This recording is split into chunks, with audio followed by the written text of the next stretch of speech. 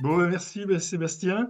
On va passer maintenant à la présentation justement de Vision avec Enguerrand Charlopin. Bonjour à tous. Donc, Enguerrand Charlopin, moi je suis le directeur commercial d'Algotech. Et donc, depuis 2018, on développe la plateforme Vision, qui est une plateforme de développement no-code. Et l'objectif, c'est de démocratiser l'usage de l'informatique auprès de non-spécialistes. Et donc, on adresse principalement aujourd'hui les métiers de l'ingénierie, de la maintenance et de l'exploitation, excusez-moi, dans l'objectif de créer des applications sur mesure, notamment dédiées à la gestion des documents, à la gestion des énergies, à la gestion du patrimoine ou aux applications mobiles. Euh, donc l'objectif du no-code, c'est aussi de pouvoir accompagner les clients qui veulent développer eux-mêmes. Et donc, avant de rentrer dans le vif du sujet et de présenter Maximilien, bah, c'est un très bon cas d'usage qu'on vous présentera avant de vous montrer l'outil Vision en lui-même. Ok, donc Jean-Claude, tu es avec nous là, oui. Voilà, Cet oui. outil, il est intéressant tel que tente de nous l'expliquer Enguerrand, c'est que c'est à la fois un outil qui vous permet, vous, d'aider vos clients à développer des applications métiers spécifiques, mais ensuite à ces clients de continuer ou de faire par eux-mêmes ce développement et vous les accompagnez sur ce développement.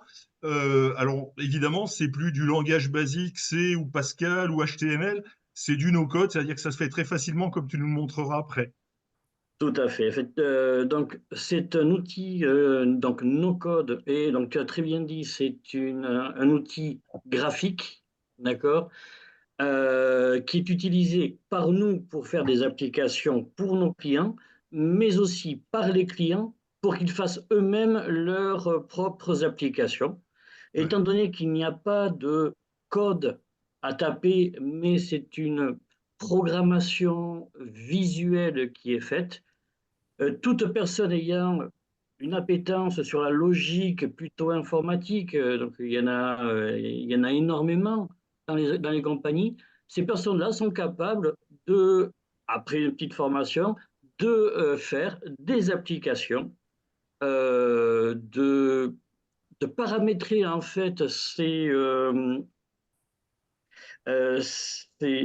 procédures internes de la société, de les mettre en musique au niveau de Vision. Ok, Tout à donc fait. ça c'est ce qu'on verra Merci, avec toi Jean-Claude. tout à l'heure. On va laisser Enguerrand, là, qui a été Ouais, interrompu, c'est finir de nous interrompu, présenter excusez-moi. donc l'entreprise. Vas-y Enguerrand, je te laisse nous C'était pas continuer. DPD, c'était Colissimo. Alors, donc du coup, voilà, donc Vision, je vous expliquais que c'était une plateforme de développement no-code. Elle est basée sur trois outils essentiels. Le premier, qui est le cœur du système, qui est le studio. Le studio, c'est un environnement web dans lequel on va pouvoir développer à plusieurs, dans le même environnement, plusieurs applications, une ou plusieurs applications. Ensuite, ces applications vont être déployées sur un player. Donc, c'est un lecteur que vous avez dans votre navigateur ou sur votre smartphone. C'est ce qu'on appelle une progressive web app. C'est une technologie qui évite de passer par les stores Apple ou Google, donc parfaitement adaptée pour l'entreprise. L'idée, c'est de pouvoir publier instantanément les applications que vous avez développées dans le studio. Et pour avoir une offre complète, on propose également toute la partie hébergement, c'est-à-dire qu'on va pouvoir également personnaliser votre hébergement, décider de vous mettre en place des serveurs dédiés, un ou plusieurs serveurs dédiés, ou bien de vous faire travailler sur un serveur commun avec d'autres clients, mais également de pouvoir proposer cette technologie on-premise, c'est-à-dire installable sur vos serveurs ou dans votre propre cloud. Le studio de développement est basé sur trois, on va dire trois outils essentiels. Le premier, c'est tout ce qui touche à l'organisation de la base de données. Donc là, on va pouvoir modéliser ces données, importer des données, éditer des rapports à partir de ces données. Ensuite, on a un outil, et même deux outils qui sont dédiés au flux, donc au flux métier, ce qu'on appelle les workflows. Là, on va pouvoir designer des successions d'actions qui vont aboutir à des résultats, des enregistrements en base de données. Ou bien, on va parler de flux de type automatique, des flux automatiques de données, donc ce qu'on appelle chez nous des smart flows. C'est un vocabulaire qu'on a adaptés à Vision. Les smart flows, ça permet d'aller chercher de l'information dans des systèmes tiers, de transformer cette information et de pouvoir la charger. Donc, c'est ce qu'on appelle un ETL. Et elle permet aussi de pouvoir exposer la donnée de toutes les applications que vous faites dans Vision. Et puis, dernier sujet important, c'est la partie design. Donc, on va pouvoir designer ces écrans web, mobiles, de manière très simple, sous forme de drag and drop. Et on a également une interface de type plan qui plaît beaucoup au métier qu'on adresse, puisqu'elle permet d'accéder de manière très visuelle à l'information et de pouvoir déclencher des actions depuis des plans, des cartes, des synoptiques unifilaires. Voilà. Et pour compléter, donc, pour faire le lien avec Dimo, donc, quand on a lancé de manière, donc on a démarré les développements en 2018, les premiers clients Vision, c'est 2020. Et dès le lancement, on a créé un partenariat avec Dimo et ses différentes GMAO. Et donc là, on représente les différentes actions qu'on va pouvoir faire depuis Vision avec la GMAO Dimo.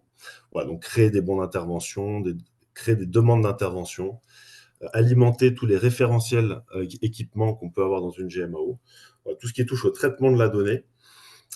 Et puis inversement, quand on va vouloir dans Vision afficher de l'information pour l'utilisateur, eh bien, on va pouvoir lui remonter de la donnée issue de Dimo. Et donc maintenant, je vais laisser la parole à Maximilien, qui est notre client pilote pour la partie autodéveloppement, puisque Maximilien et son équipe ont développé eux-mêmes cette application. Tout à fait, ouais. Bonjour à tous. Donc, vous voyez mon écran? Oui, parfaitement. Parfait. Donc, Maximilien Torresilia, je me présente, je suis responsable maintenance nationale et performance industrielle pour le groupe DPD France, qui est une filiale du groupe DPD Group. Donc, le livreur de colis, pour ceux qui ne connaissent pas, on est à un peu plus de 350 000 à 600 000 colis livrés en France par jour. Je suis arrivé chez DPD il y a un peu plus d'1 an et demi avec l'objectif d'industrialiser surtout la maintenance parce que, comme je vais vous le présenter, on est parti de rien en maintenant chez DPD puisque tout était quasiment sous-traité et le pilotage était quasiment à zéro. Voilà, il n'y avait pas de pilote sur les équipes support de DPD. Donc, on est arrivé il y a 1 an et demi avec plusieurs personnes du groupe Colissimo. En fait, on a été rapporté, on va dire, du groupe Colissimo pour venir chez DPD pour industrialiser le groupe et augmenter le niveau de qualité et des attentes en termes de production. Mon premier besoin, effectivement, a été sur la GMAO. J'ai eu besoin d'avoir un outil pour pouvoir déjà savoir ce qui se passe. Ça, vous devez bien vous en douter, mais on a 70 sites en France, enfin un peu plus de 70 maintenant, presque 80. On a besoin de savoir ce qui se passe sur les sites en maintenance. Et il y a 1 an et demi, on ne savait pas du tout ce qui se passait sur le site à l'autre bout de la France et sur tous les sites quasiment DPD. Donc, il a fallu collecter les informations. Et donc, la première étape, c'était de mettre en place un outil de gestion de la maintenance. J'ai longuement réfléchi, j'ai rencontré beaucoup de fournisseurs, de GMAO. Et en fait, le besoin de DPD n'a pas été si simple, puisque partant de rien, ou presque, hein, si je puis dire, on n'avait pas, je voulais pas complexifier les process. On fournit des colis hein, en J+1. C'est un peu le modèle DPD d'aller vite à l'objectif, vite à la livraison, et ça fait partie aussi des mœurs. Et je voulais rester là-dedans. J'ai pas voulu complexifier. J'ai voulu aller à l'essentiel, et j'ai pas trouvé sur le marché quelque chose qui correspondait à nos attentes, aux attentes du groupe, et à la vision que j'avais pour demain, sans vouloir faire de jeu de mots. Donc du coup, j'ai fait le tour des fournisseurs et j'ai rencontré Vision, qui n'était pas du tout axé GMAO, qui m'a simplement proposé un outil qui permettait de créer des applications facilement, très facilement, sans code. Effectivement, moi, je suis pas développeur, je suis pas informaticien, je suis responsable maintenance, ancien technicien de maintenance. Je connais bien le besoin, je connais bien le métier, mais je suis loin d'avoir, toute cette, compétence, informatique qu'on peut avoir pour développer, voilà, des applications en code ou des sites web, peu importe. J'ai voulu, voilà, tenter le coup. Je me suis dit: «Allez, on va essayer de créer nous-mêmes, grâce à un outil simplifié, une GMAO». Alors, pourquoi Vision? Parce qu'effectivement, on m'a proposé tout de suite un outil connecté. Donc pour aller, se connecter, du site, dans le sud de la France, dans le nord, dans l'est, dans l'ouest, il fallait, que ce soit une plateforme, une seule et même plateforme, sans avoir, un serveur qui se situe sur un site qui potentiellement peut tomber en panne. Enfin, il y a une solution assez simple aujourd'hui, le cloud, qui nous a permis de répondre à ce besoin. On a une application 100 web, donc ça aussi, ça évite d'installer une application sur son PC ou autre, tout se fait par le web, donc ça a été quand même aussi un élément, assez intéressant. Multi-support, c'était une de mes priorités, que ce soit mobile, qu'on soit pas obligé d'aller sur l'ordinateur, saisir une intervention ou consulter une GMAO. Aujourd'hui, tout le monde ou presque a un téléphone dans la poche, et je voulais que ce soit simple à utiliser. Pareil, c'est pas une application sur le téléphone, ça m'a plu aussi, c'est juste, voilà, on ouvre internet et on consulte la GMAO et derrière après, très rapide, on m'a vendu quand même une recherche dans les bases de données exceptionnelle et qu'aujourd'hui je confirme amplement. Donc en termes de rapidité, j'ai quand même une entière satisfaction, sur cet outil. Donc voilà pourquoi Vision. Vision, nous a permis, effectivement d'exécuter, enfin de répondre aux besoins de DPD France. Hem, En fait, on est vraiment, comme je le disais en début de présentation, parti de rien, quasiment. En interne chez DPD, on avait nos sous-traitants qui avaient, chacun leur propre GMAO, leurs propres outils de gestion de la maintenance. Pour certains, ils n'en avaient pas. C'est voilà, on utilise des fois des prestataires locaux pour faire, de la maintenance.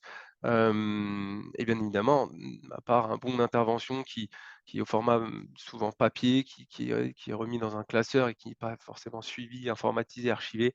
Il a fallu répondre à ce besoin, mais surtout, avant tout s'adapter aux utilisateurs. Comme je le disais tout à l'heure, DPD, on a voilà, on veut que ça aille vite, on ne veut pas perdre de temps, on veut aller à l'essentiel et donc la production avant tout, c'est quoi? C'est de pouvoir remonter une anomalie, à la maintenance, mais d'une manière simplifiée, sans être obligé d'aller, dans son bureau, saisir une intervention.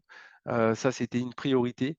Hem Et la maintenance également. On a des prestataires qui sont, divers et variés. Enfin, sur le territoire, on a des prestataires qui excellent en maintenance, d'autres un peu moins parce que c'est pas forcément leur cœur de métier, notre fonctionnement, la logistique, donc on les utilise quand même parce que, ils sont à proximité des agences, DPD et du coup, il a fallu, leur donner un outil simple, à l'utilisation. Ça a été aussi un des critères, un principaux, dans le choix, qu'on a fait. Une construction partagée parce qu'en fait, c'est un outil, qu'on peut, qu'on peut partager ensemble, qu'on peut construire ensemble, pardon. C'est-à-dire, on peut être à plusieurs sur une page web. On voit les souris des autres, et ainsi de suite. C'est vrai, co-construit, voilà, c'est vraiment ça qui m'a plu. J'ai aujourd'hui, 3 personnes dans mon équipe. Et c'est des anciens techniciens aussi qui sont aujourd'hui responsables maintenance et on a tous un certain parcours. On a partagé voilà ce développement. C'est quelque chose qui a vraiment été, bénéfique pour la construction de cet outil.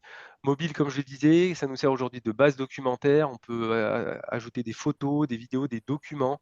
C'est un outil qui est évolutif et ça, je mets vraiment l'accent là-dessus, c'est que le but, c'était partir de rien, construire un peu au début, répondre à un petit besoin et demain, bah, s'adapter aux besoins progressivement. Donc que ce soit évolutif, c'était vraiment aussi un atout.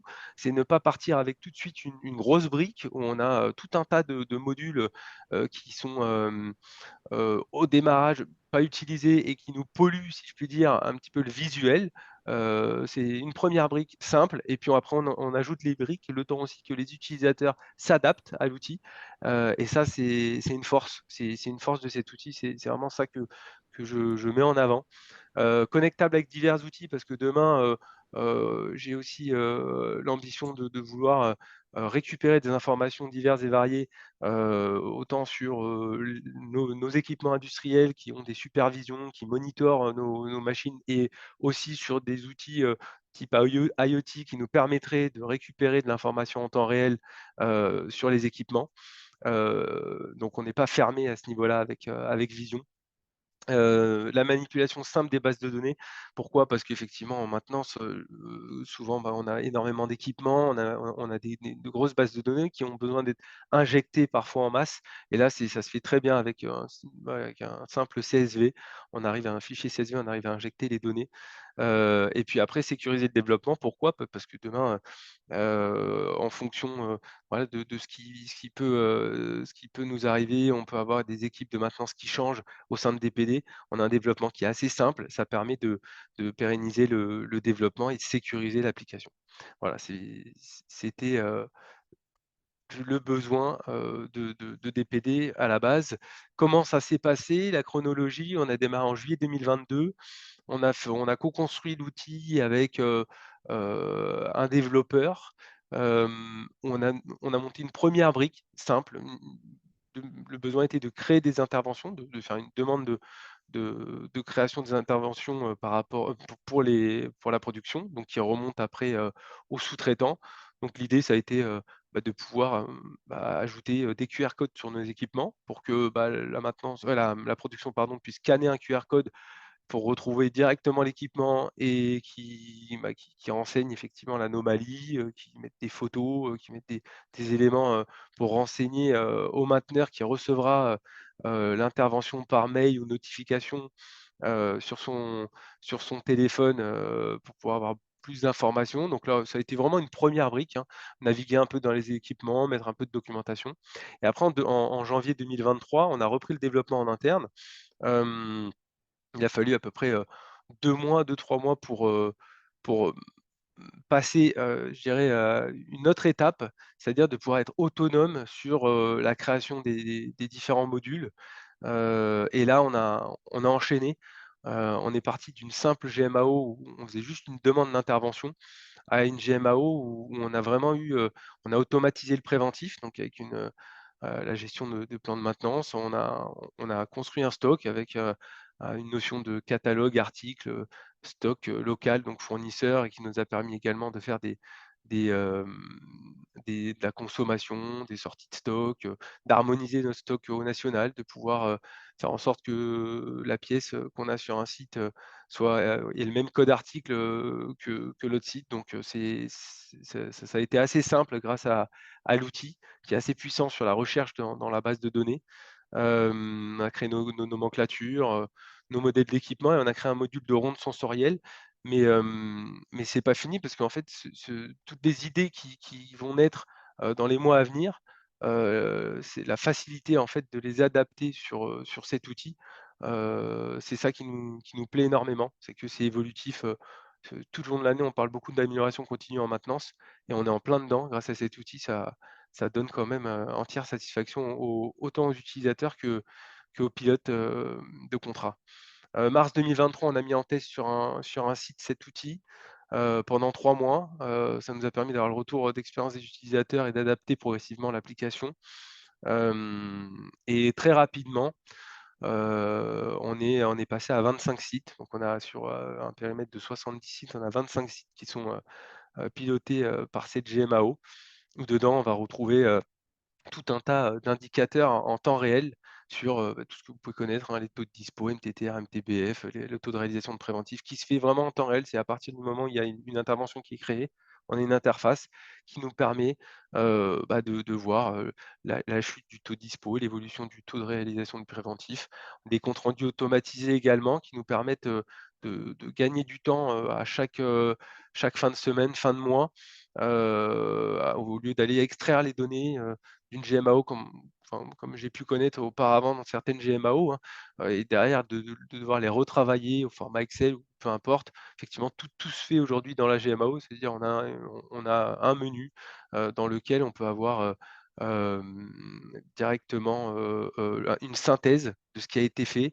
On a un module de détection des erreurs de saisie en GMAO qui est basé sur des mots-clés. Par exemple, s'il y a changement, remplacement et qu'il n'y a pas de consommation, ça met une alerte, attention, sur cette activité, on a potentiellement une erreur parce que, il y a le terme changement, remplacement et il n'y a pas de consommation. Donc voilà, ça permet d'éviter, les erreurs de saisie. Pareil sur les temps d'arrêt, s'il y a une machine, voilà qui, dans l'intervention, il y a marqué «arrêter» ou si c'est un correctif qui est pendant des heures de production, et qu'il y a pas de temps d'arrêt, ça nous met une alerte: «Attention, il y a pas de temps d'arrêt», donc vérifier l'intervention, voir si c'est cohérent ou pas.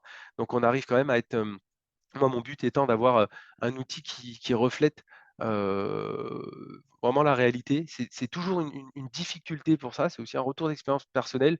Les GMAO, si elles sont mal utilisées, il y a pas d'intérêt d'avoir une GMAO. Clairement, ça a été un retour, très négatif, par le passé.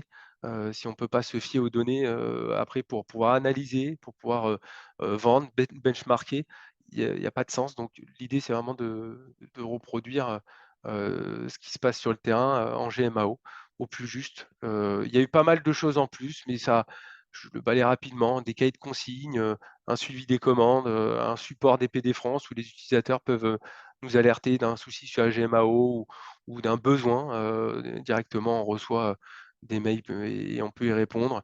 On a un planificateur qui nous permet de planifier, toute la semaine, semaine par semaine, donc les interventions, de se dire: «Bah, tel jour, on va faire telle chose, tel conditionnel, tel préventif» et ça nous permet d'ajuster, le plan de charge, des équipes de maintenance. Hem, il y a des extractions Excel multiples qui nous permettent quand même de récupérer les données pour les exploiter d'une autre manière si besoin. Et une optimisation de la gestion des stocks parce que, c'est quand même, quelque chose qui est aussi, dans nos préoccupations, c'est de pouvoir, gérer, des inventaires en masse, notamment. Aujourd'hui, on a des QR codes sur toutes les pièces, en magasin et grâce à l'application, on scanne le QR code, on saisit le nombre de pièces et on passe à la pièce suivante.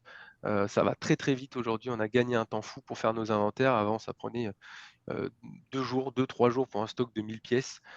Aujourd'hui, en quelques heures, je dirais en 2-3 heures, on arrive à inventorier, tous nos stocks. Donc c'est quand même des modules qui ont changé le quotidien des mainteneurs, Mmh. reconnus sur le terrain et ça c'est assez intéressant. Pour 2024, on a plein d'idées. Juste, Heu, Maximilien, oui, je crois que vous avez fait aussi un stock national, c'est ça? on a un stock national Est-ce que également, partagé? Ouais. c'est-à-dire que tous les sites peuvent consulter, le stock de tout le stock DPD France, donc de tous les sites. Ne pas agir dessus, mais ça permet, de pouvoir consulter, savoir s'il y a une pièce qui existe ailleurs, ça n'existait pas avant. C'est pour ça que je dis, enfin, ça peut paraître, basique, hein. Moi, j'ai connu j'étais prestataire de maintenance auparavant et dans les GMAO, généralement, on pouvait retrouver le stock des uns et des autres. Hem, donc ça n'existait pas chez DPD, donc on l'a mis en place, version plus plus, notamment grâce au module de recherche de Vision qui nous permet de pouvoir rechercher dans une base de données, avec ou sans accent, avec ou sans majuscule, et dans tous les champs différents. C'est pas juste basé, par exemple, sur l'intitulé ou le code article ou la référence fournisseur. Avec un seul champ, je vais chercher enfin, un seul mot-clé, je vais chercher dans les différents champs, on peut en avoir 20. Donc, si je tape, la référence 232, elle peut être dans l'intitulé, dans la référence, dans le code article, je retrouverai tout ce qui correspond à 232 et ça, c'est vraiment une puissance en termes de recherche, heu, que je connaissais pas auparavant, et qui nous facilite énormément la vie. 2024, c'est quoi? On a plusieurs idées en tête, mais c'est pas fini, il y en aura d'autres à venir. Là, il faut qu'on développe, un peu plus nos KPI. Pourquoi pas le lier aujourd'hui avec des outils tels que Power BI pour faire un peu de prédire un peu l'avenir, voir un peu ce que nous donne, l'IA sur nos indicateurs. Hem, un module d'audit, des déclenchements sur compteur, c'est connecté grâce aux API, nos équipements industriels à la GMAO pour pouvoir, déclencher, par exemple des gammes sur compteur en fonction du nombre de colis passés par ligne, en fonction de différents seuils qu'on aura prédéfinis. Et puis demain, ajouter effectivement des capteurs sur nos équipements, afin de remonter des des informations et de faire du prédictif sur notre maintenance. Voilà pour tout. Je pourrais vous en parler encore pendant des heures, mais n'hésitez pas à me poser des questions si vous en avez, ça sera avec plaisir d'y répondre. Maximilien, merci pour cette présentation très, très complète, très riche. Moi, je retiens un truc important dans ce que tu as dit et que moi j'ai vécu toute ma carrière, c'est que cette informatisation, cette numérisation, que ce soit d'une GMAO ou là ici d'un outil no-code, ça met du lien entre les humains. Dans tout ce Oui. que tu as exposé, ça a mis de la synergie, ça a mis de l'enthousiasme à aller travailler. Et cet outil vient faciliter le travail tant des opérateurs sur le terrain que de l'encadrement intermédiaire, que de l'encadrement en direction qui permet à chaque fois d'avoir une vision globale, fidèle à la réalité et en temps réel, quoi. Et les gens sont assez preneurs finalement, alors qu'au départ on se dit, oh, l'informatique, les gens vont pas y aller. Et en fait, on s'aperçoit que quand on met le doigt dedans, finalement, ça apporte beaucoup et sur l'aspect humain. Cette Tout à fait. informatique apporte beaucoup sur l'aspect humain. Tout à Donc, fait. Je le confirme autant dans les équipes de maintenance qu'au niveau de la production, parce qu'on a vraiment co-construit et adapté en fonction du besoin et des retours de chacun. La moindre remarque est utile, que ça vienne de l'opérateur jusqu'au responsable maintenance. Et on a vraiment apprécié, c'était même à un moment donné, je dirais, une vraie passion, voire même, moi, mes soirées, je comptais plus les soirées à vouloir développer, pas parce que il y avait une urgence, mais parce que il y avait vraiment une réelle passion, un besoin de vouloir faire toujours mieux et d'aller répondre enfin, voilà, aux besoins de chacun, autant voilà. de production que maintenance. Ouais, tout à fait. Donc moi, j'ai connu cette informatique et c'est un petit peu ce que tu dénonçais tout à l'heure des GMAO au départ, c'est-à-dire que l'homme s'adaptait à l'outil. Et là, l'informatique, et avec le no-code en particulier, c'est l'informatique qui se met au service de l'humain à l'exact endroit où il a besoin, et ni Ex- plus ni moins. C'est Exactement. génial. Donc on Exactement. va voir tout ça maintenant avec Jean-Claude Etchegoyen.